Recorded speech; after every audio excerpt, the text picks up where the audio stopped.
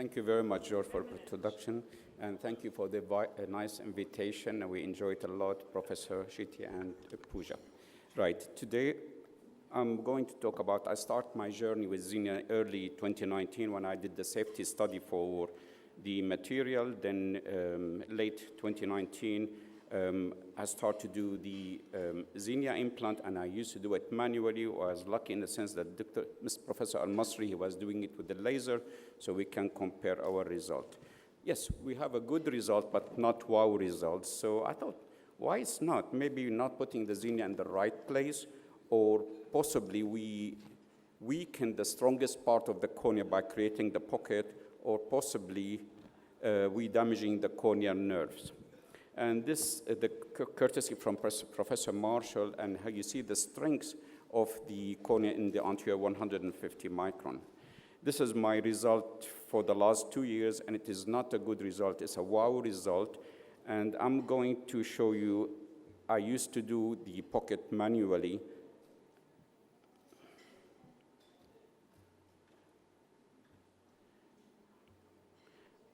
As Professor Shafi, we first hydrate the material, and then I use a diamond knife. I calibrated 100 micron from the endothelium, and I make 5 millimeter incision. Then this is the tricky bit to establish the plane of dissection.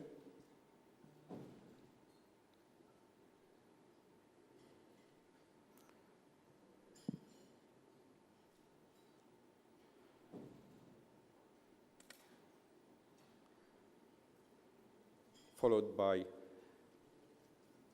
going to the periphery. I usually go to 1 millimeter from the limbus.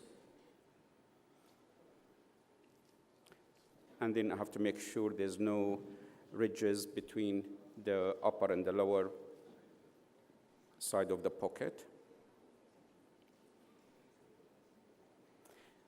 This is early version 4.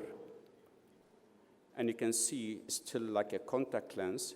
It's a bit hard and then easily inserted, but because the thickness of the stroma above it doesn't allow you to spread it easily, so you have to do a bit of maneuvering. I usually use the Rycroft cannula and a bit of injection of BSS, and that will spread. I put a bandage contact lens and see next patient. So this is the guy that I performed the surgery. He's a medical student. His refraction was -16, -11 cylinder.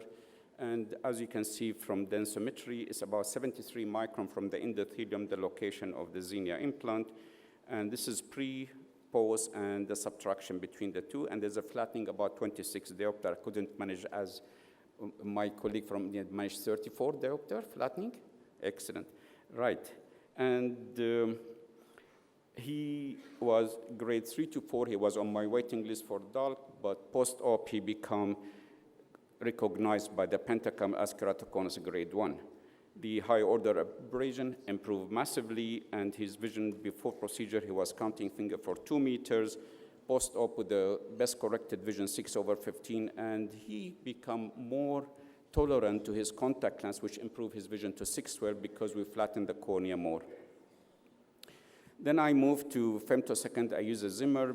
I'm happy with the OCT that telling me precisely, but with the Zimmer, I don't go below 150 micron from the endothelium. And this guy is a joint patient between me and Sami from Kuwait, and this guy is 27 years old. We did the implant for him, and we managed to flatten 20 diopter. In 2015, Sami saw the patient, and his K was 75.5. Post-LASIK implantation was 48. And then Dr. Sami Rabia, he performed trans-PRK, and he managed to bring him to 43. And I saw him 6 months ago. His vision was 6/12, and he's pushing to do the other eye. Now, what shall we do next? Next is, yes, we flatten the cornea, we make a good improvement on the vision, reduce high order abrasion, but there is still room to play around.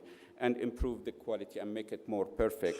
So when thinking of doing lenticular pinhole effect to improve the high order abrasion and increase the depth of focus, and also we can correct the astigmatism with the corneal weight shape of Xenia.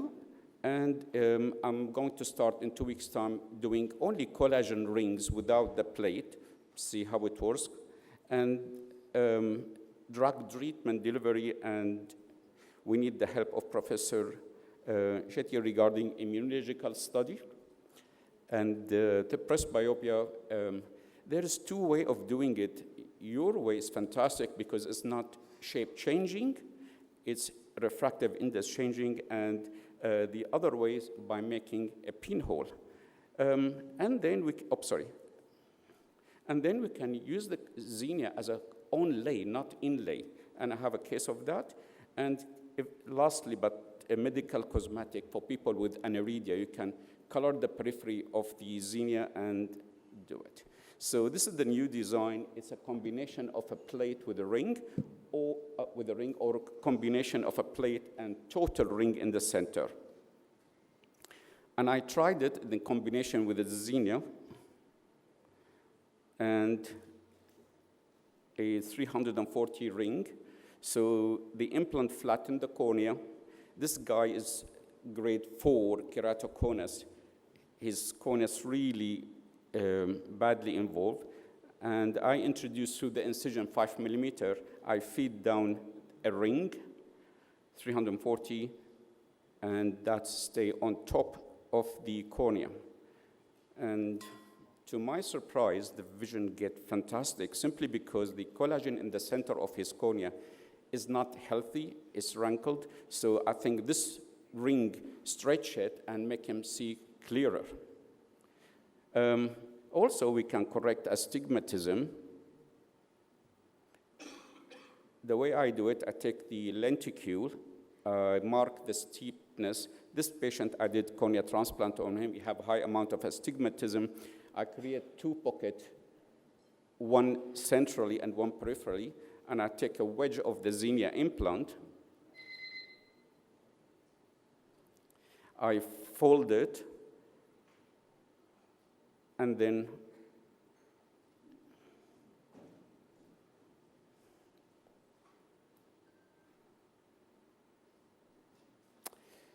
right, how can I move it?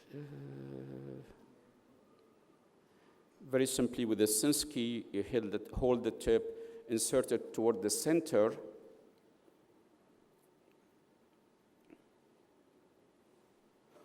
and through the vertical cut, you insert the base of the triangle and push it in the outer pocket, and it's self-sealed, and that's it. It corrects about 3 diopter of astigmatism. Also, regarding cornea inlay, this patient have irregular cornea and corneal opacity, so I did PTK for him, and then put the Xenia implant and fix it with the cross sutures, and this is the early stages. And this is later on, and the healing start the Xenia start to attach to the stroma. This is the Xenia pinhole. There is 2 ways of doing it. Either you paint it, okay, or I make a cut in the center of the Xenia implant.